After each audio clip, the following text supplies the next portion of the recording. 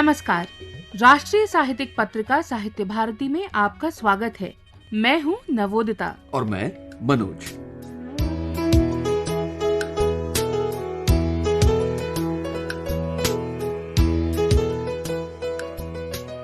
अक्टूबर का महीना हमें अपने देश की महत्वपूर्ण विभूतियों और कई महत्वपूर्ण सरोकारों से जोड़ता है। महात्मा गांधी, लाल बहादुर शास्त्री के प्रेरक व्यक्तित्व और स्वच्छता दिवस, विश्व मानसिक स्वास्थ्य दिवस जैसे अवसर हमें एक बेहतर मनुष्य बनने की राह दिखाते हैं। गांधी के जीवन दर्शन और उनके संपूर्ण वाङ्मय में प्रमुखता से ये बात परिलक्षित है कि स्वच्छता जीवन की एक बुनियादी आवश्यकता है जो जीवन के हर पहलू से जुड़ी है।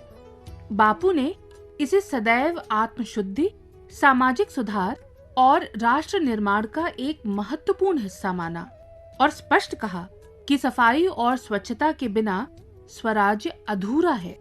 गांधी जी ने इस बात पर विशेष बल दिया कि शरीर और मन की स्वच्छता एक दूसरे के पूरक हैं, यानी बाहरी स्वच्छता हमारे आंतरिक विचारों और भावनाओं की शुद्धि के साथ जुड़ी हुई है। उन्होंने अस्पृश्यता उन्मूलन के लिए स्वच्छता को एक महत्वपूर्ण साधन के रूप में प्रस्तुत किया और ये भी कहा कि स्वच्छता का संबंध किसी जाति या वर्ग से नहीं है, बल्कि ये हर व्यक्ति का मौलिक कर्तव्य है। सार्वजनिक स्थलों की सफाई पर विशेष ध्यान देने की आवश्यकता पर भी बापू का खासा जोर था। उनके अनुसार मंदिर, मस्जिद, सड़कों और अन्य सार्वजनिक स्थानों की स्वच्छता भी उतनी ही आवश्यक है जितनी कि घर की स्वच्छता। एक और विचार सूत्र में बापू कहते हैं कि गंदगी, अशुद्ध वातावरण अनेक बीमारियों का कारण है और स्वच्छता से ही स्वस्थ समाज की स्थापना संभव है। स्वच्छता और समाज सेवा के इसी गांधी दर्शन और आदर्शों को आगे बढ़ाते हुए 10 वर्ष पूर्व 2 अक्टूबर 2014 को देश में गांधी जयंती पर ही स्वच्छ भारत मिशन की शुरुआत की गई। दशक भर के इस मिशन की उपलब्धियां उल्लेखनीय हैं, विशेष रूप से स्वच्छता सर्वेक्षण, प्लास्टिक कचरा और अन्य ठोस अपशिष्ट प्रबंधन के क्षेत्र में। ये कहना गलत नहीं होगा कि स्वच्छता मिशन के इस वर्ष के आदर्श वाक्य स्वभाव स्वच्छता, संस्कार स्वच्छता के सूत्र गांधी वाङ्मय में उपस्थित हैं।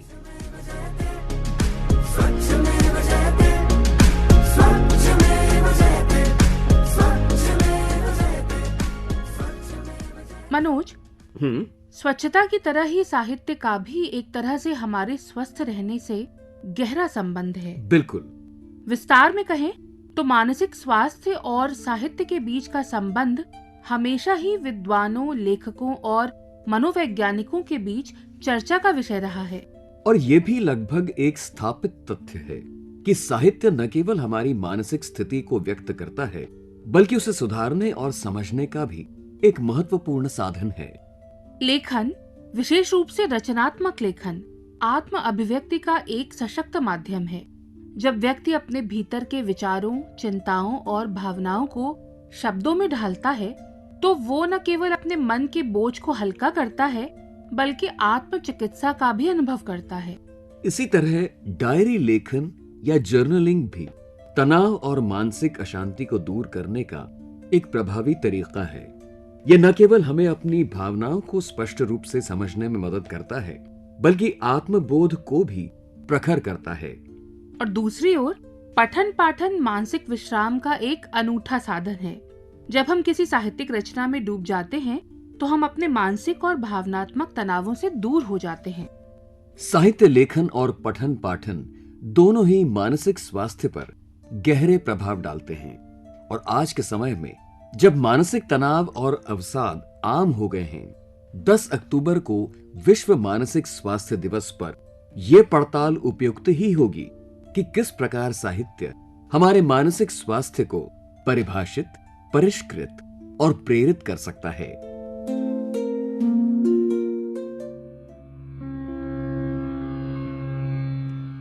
सब उन्नति को मूल। भाषा और साहित्य के नाभिनाल संबंध को एक नई ऊर्जा मिली और भारतीय भाषा जगत में एक नया उल्लास जागा जब बीती 3 अक्टूबर को एक महत्वपूर्ण फैसले में सरकार ने 5 और भारतीय भाषाओं यानी बांग्ला, मराठी, पाली, प्राकृत और असमिया को शास्त्रीय भाषा के तौर पर मान्यता दे दी। शास्त्रीय भाषाएं यानी क्लासिकल लैंग्वेजेस वो समृद्ध भाषाएं हैं जो भारत की प्राचीन सांस्कृतिक विरासत को अपने में संजोए हुए स्वयं से संबंधित समुदाय को ऐतिहासिक और सांस्कृतिक स्वरूप देती हैं। देश के कुछ प्रतिष्ठित भाषाविदों की नजर में इस आधिकारिक मान्यता के अर्थ और आयाम।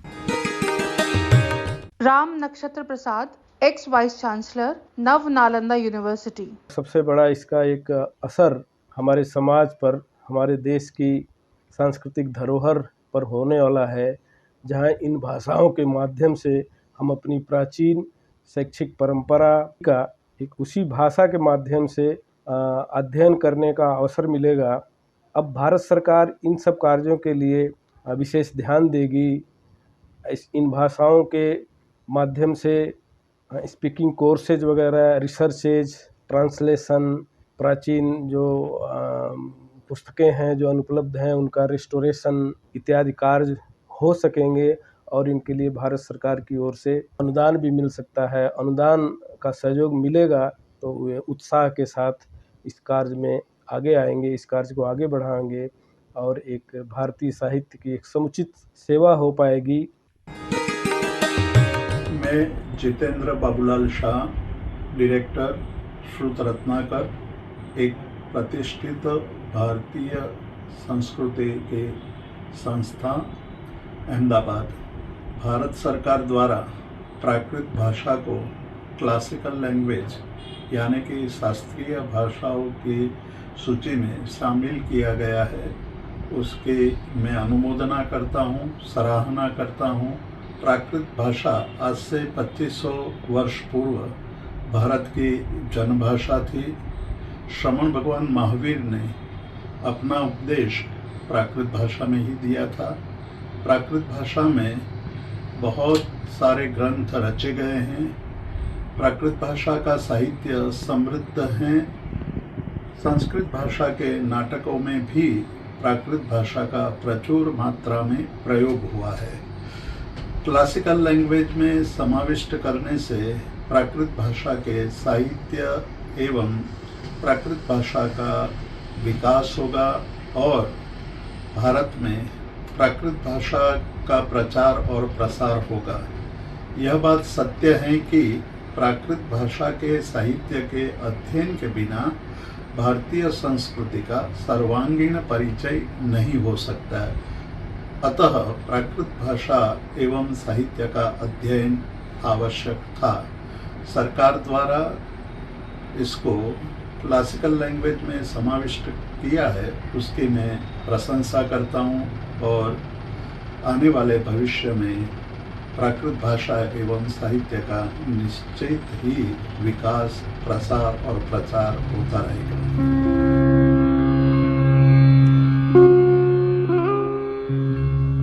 शास्त्रीय भाषाओं की सूची में पहले से 6 भाषाओं को मान्यता मिली हुई थी। ये भाषाएं थीं संस्कृत, तमिल, तेलुगु, कन्नड़ा, मलयालम और उड़िया। और अब बांग्ला, मराठी, पाली, प्राकृत और असमिया भाषाओं का इस सूची में जुड़ना हम सभी भाषा और साहित्य प्रेमियों को खूब खूब मुबारक।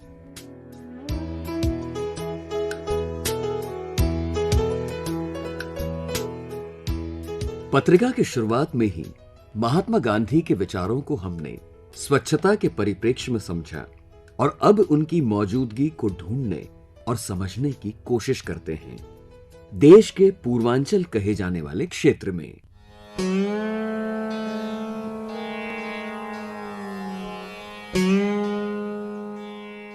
रोवल धरती रोवल अंबर, रोवे सगरो संसार, बापू के गोली लागल ई कैसन अत्याचार।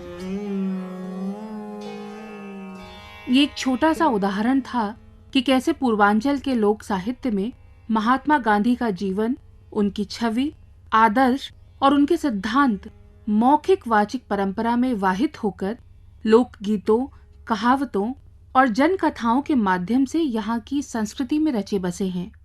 इसी बिंदु को बेहतर समझने के लिए हमारे साथ हैं पूर्वांचल की धरती से जुड़ी सशक्त साहित्यकार सोनी पांडे। धई के तपसी का भेसवा उ बचवले देसवा। सोनी पांडे, जिनका ताल्लुक आजमगढ़ यानी उत्तर प्रदेश का एक जिला और उसके आसपास के और कई महत्वपूर्ण जिलों के नाम अगर हम लें, बनारस, गाजीपुर, मऊ, जहां इनकी पैदाइश भी है, तो इन जब जिलों का नाम हम ले रहे हैं तो एक जो खाका बनता है वो है पूरा पूर्वांचल का जो लोक साहित्य है, खासकर उसमें हमें गाहे बगाहे गांधी की उपस्थिति की झलक मिलती है। तो गांधी को हमारे पूर्वांचल के लोक साहित्य ने कैसे दर्ज किया है, तो आप उस पर क्या प्रकाश डाल सकती हैं? नवोदिता, गांधी व्यक्ति से विचार बनते हैं, विचार से क्रांति बनते हैं, और व्यक्ति से विचार बनाने की प्रक्रिया में गांधी का जो विचार था, जो उनके संदेश थे, जो उनका आंदोलन था, मुट्ठी भर पढ़े लिखे लोगों के माध्यम से कोई भी व्यक्ति अपने विचारों को क्रांति के रूप में, आंदोलन के रूप में उसका रुख दे ही नहीं सकता।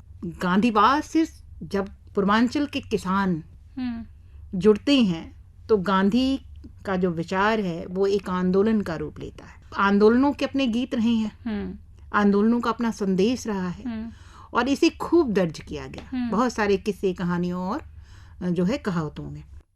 गांधी के विचार को परखते हुए मैंने लोकगीतों की जब तलाश शुरू की तो मैंने पाया कि गांधी संस्कार गीतों में भी हैं, गांधी गालियों में भी हैं, गांधी कजरी में भी हैं, गांधी जो है सोहर में भी हैं, और उसे रच रही हैं स्त्रियां, रच रही हैं, दर्ज कर रही हैं और बता रही हैं कि गांधी कितने प्रासंगिक है हमारे लिए। मुझे एक गाली याद आती है। हमारे यहाँ पारंपरिक लोक गीतों में जो हमारे स्त्री गीत हैं उसमें मुझे अपनी माँ की एक गाली याद आती है। बचपन में मुझे नहीं समझ में आता था ये क्या गा रही हैं, उसको लोग सुराजी कहती थी। अच्छा, उन गालियों को सुराजी गालियाँ कहती थी। स्वराजी यानी स्वराजी, हाँ। स्वराज्य जो स्वराज्य की जो अवधारणा है गांधी की, वो कैसे वहां जाके स्वराजी गालियों में समाती है।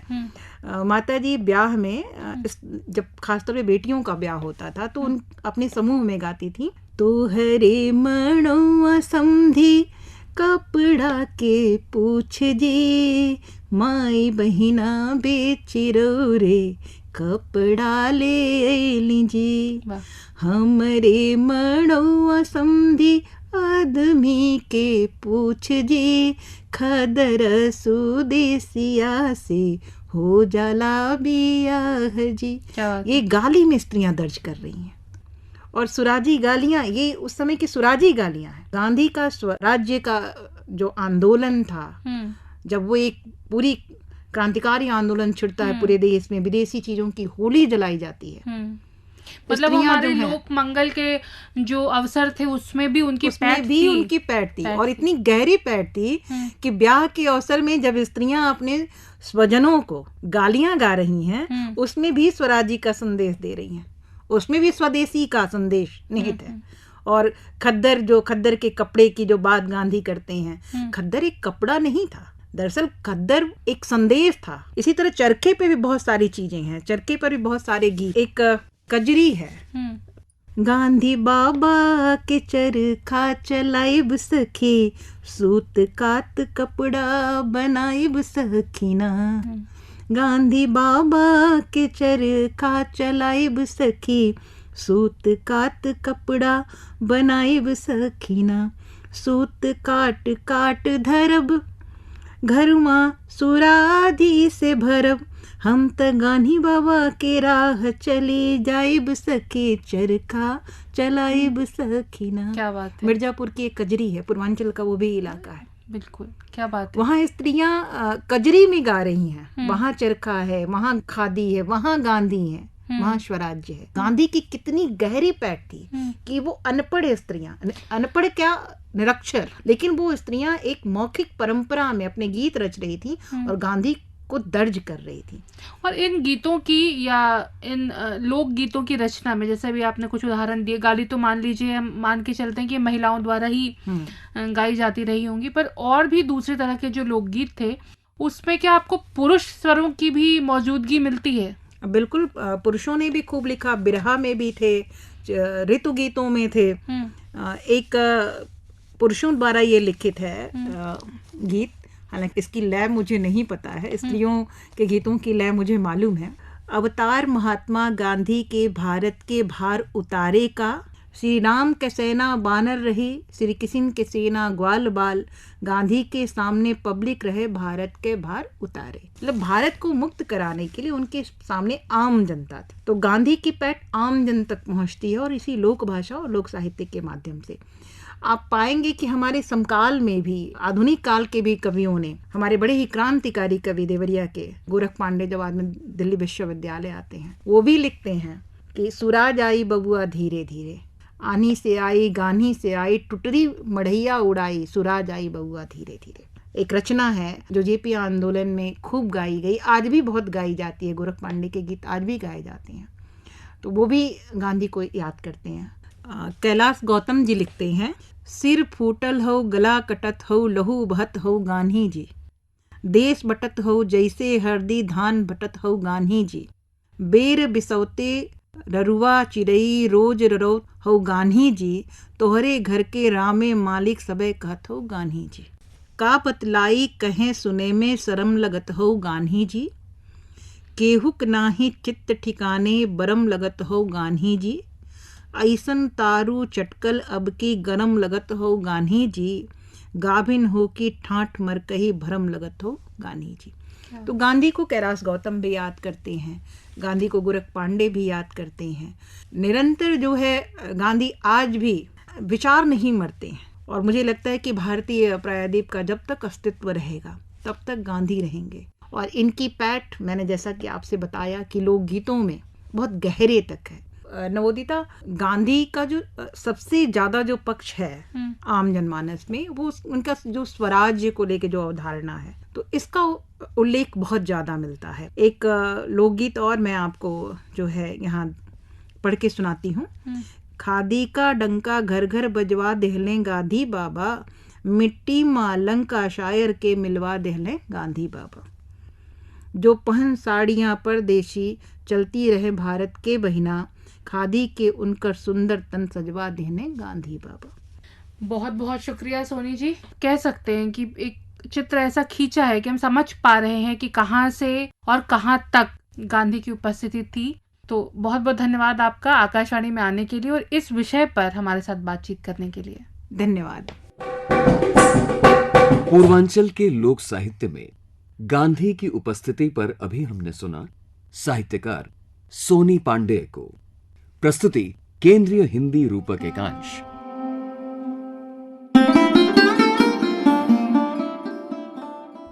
पूर्वांचल के लोक साहित्य से अब रुख करते हैं उर्दू अदब का। बोल की तेरी खिदमत की है, बोल की तेरा काम किया है, बोल के तेरे फल खाए हैं, बोल की तेरा दूध पिया है, बोल की हमने हश्र उठाया, बोल की हमसे हश्र उठा है, बोल अरियो धरती बोल। या एक नन्ही मुन्नी सी पुजारन, पतली बाहें पतली गर्दन, भोर भये मंदिर आई है, आई नहीं है माल आई है, वक्त से पहले जाग उठी है, नींद भी आंखों में भरी है, कैसी सुंदर है क्या कहिए, नन्ही सी एक सीता कहिए, धूप चढ़े तारा चमका है, पत्थर पर एक फूल खिला है। या अभी रहने दे दिल में शौक शोरीदा के हंगामे, अभी सर में मोहब्बत का जुनून खाम रहने दे, अभी रहने दे कुछ दिन लुत्फ नगमाए मस्ती सहबा, अभी ये साज रहने दे, अभी ये जाम रहने दे। कौन कह सकता है कि ये बेहद अलहदा रंग हमें एक ही शायर के कलम से हासिल हुए हैं। मजाज लखनवी की शायरी कई रंगों में रची बसी है, जिसमें जज्बात की गहराई तो बेशुमार है ही, उनके मौजू भी उतने ही मुख्तलिफ हैं। आशा और निराशा के बीच का ज़हनी या रूहानी संघर्ष हो, महिलाओं, मजदूरों या मजलूमों के हक की बात हो, या फिर इश्क में डूबे हुए दिल का अर्ज़े हाल हो, मजाज की शायरी में जीवन के हर पहलू को छूने का सलीका है। उर्दू में तरक्की पसंद शायराना अदब में मजबूत दखल रखने वाले असरार उल हक मजाज के जीवन और साहित्य पर एक नजर डालते हुए हमारे दौर के उम्दा और मशहूर शायर नौमान शौक। रंग मजाज।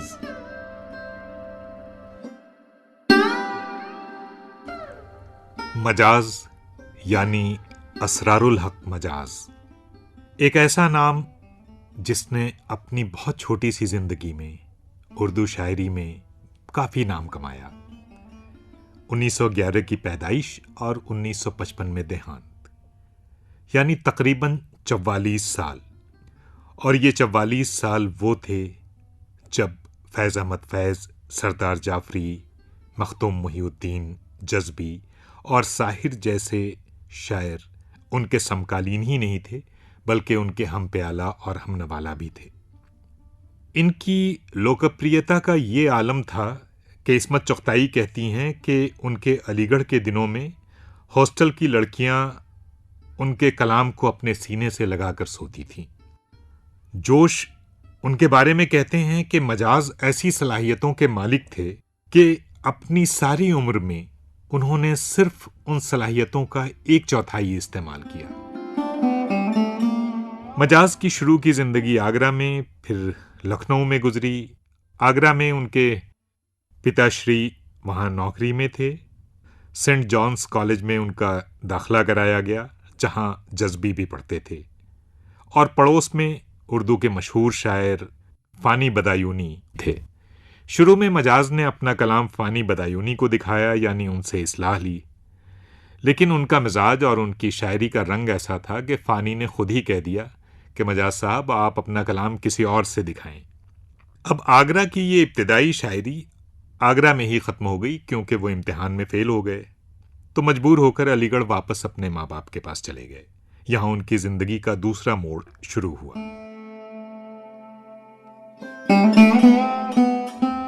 उस वक्त अलीगढ़ कई बड़े लोगों का और उर्दू साहित्य के कई बड़े नामों का एक जमघट था वहाँ, जो सब अपने अपने मैदानों के कामयाब शहसवार थे। मंटो, इस्मत चुग़ताई, आले अहमद सरूर, जज़्बी, सरदार जाफरी, मखदूम मुहिउद्दीन, जानिसार अख्तर, खुद मजाज। और तब तक ज़माना बहुत करवट बदल चुका था। मुल्क की आज़ादी की तहरीक जोर पकड़ रही थी। नौजवानों के दिलो दिमाग में ख्वाब और खुशियाँ और जोश, ये तमाम चीज़ें भरी हुई थीं। मजाज के कलाम में शीरीनी भी थी, रोमानियत भी और इनकलाब भी। जब वो बीए करने के बाद एमए में पढ़ रहे थे, उसी ज़माने में आकाशवाणी, जो तब ऑल इंडिया रेडियो हुआ करता था, उसमें कुछ जगह निकली। काम बिल्कुल मजाज की पसंद का था। रेडियो की पत्रिका निकलती थी उर्दू की, आवाज़, उसके वो सब एडिटर बन गए। लेकिन इत्तेफाक से उन्होंने तबीयत ऐसी पाई थी कि नौकरी बहुत दिनों तक नहीं चल सकी। उन पर दीवानगी के दौरे पड़ते रहे। फिर उनकी जो शराब से मोहब्बत थी, उसने उन्हें तकरीबन ख़त्म कर दिया था। और वो माँ जो उनके लिए सलामती की दुआएं करते नहीं थकती थीं, वो भी ये दुआ मांगने लगी कि या तो मजाज की मौत हो जाए या फिर वो मर जाए। इस सूरत हाल को एक ऐसे शायर के लिए सोचना भी मुश्किल है, जिसने अपने अंदर इतनी रचनात्मकता भरी हुई थी कि उसके शेर, उसकी नज़में लोग पढ़ते और सुनते सुनाते रहते थे। जिस ज़माने में फैज़ की नज़्म मुझसे पहली सी मोहब्बत मेरे महबूब न मांग या साहिर की ताजमहल मशहूर हो रही थी, उसी ज़माने में मजाज अपनी नज़्म आवारा के लिए जाने जा रहे थे। वही आवारा जिसमें उन्होंने कहा था, मुफलिसी और ये मज़ाहिर हैं नज़र के सामने, सैकड़ों सुल्तान जाबिर हैं नज़र के सामने, सैकड़ों चंगेज़ व नादिर हैं नज़र के सामने, ए गमे दिल क्या करूं, ए वहशते दिल क्या करूं, लेके एक चंगेज़ के हाथों से खंजर तोड़ दूं, ताज पर उसके दमकता है जो पत्थर तोड़ दूं, कोई तोड़े या न तोड़े मैं ही बढ़कर तोड़ दूं, ए गमे दिल क्या करूं, ए वहशते दिल क्या करूं। ये थे मजाज। और मजाज ने अपनी शायरी के जो कीमती मोती बिखेरे, उनकी भी एक शाम आ गई, यानी 1955 की दिसंबर की एक रात में वो बदमस्ती के आलम में नीम मुर्दा हालत में बेहोश पाए गए और उसके बाद उनकी जिंदगी का आखिरी लम्हा आ पहुंचा।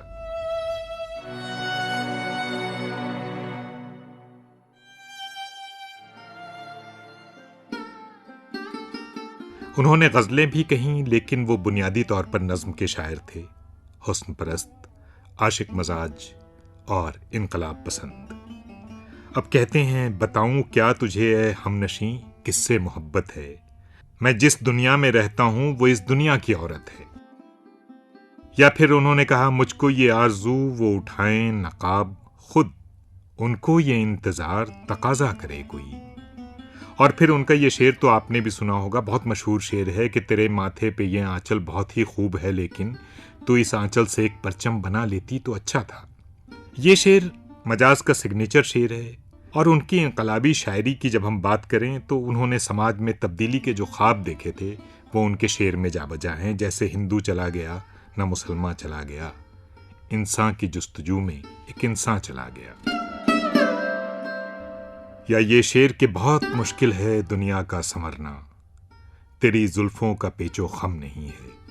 और दुनिया की जुल्फों का पेचो खम संवारते हुए एक शायर जिसका नाम मजाज था वो इस दुनिया से रुखसत हो गया।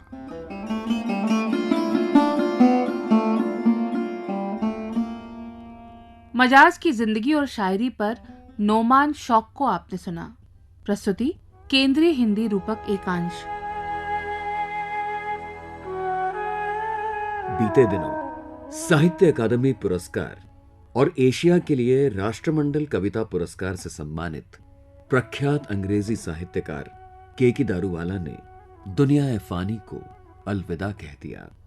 उन्हें भावपूर्वक याद करते हुए प्रसिद्ध लेखक नीलेश कुलकर्णी।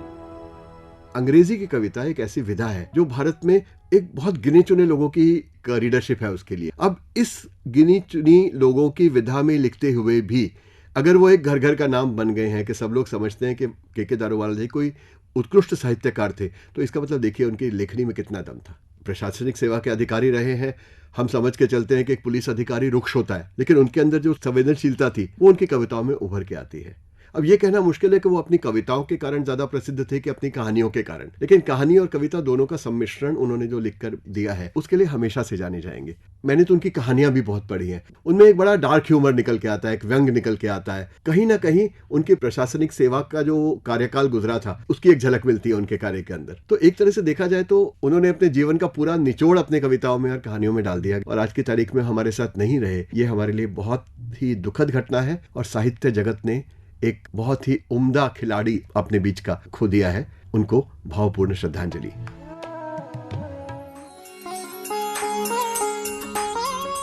अक्टूबर माह से संबंध रखने वाली साहित्यिक विभूतियों विजयदेव नारायण शाही, प्रेमचंद, श्रीलाल शुक्ल, भगवती चरण वर्मा, राजेंद्र यादव, साहिर, निदा फाजली के अवदानों को विनम्र नमन।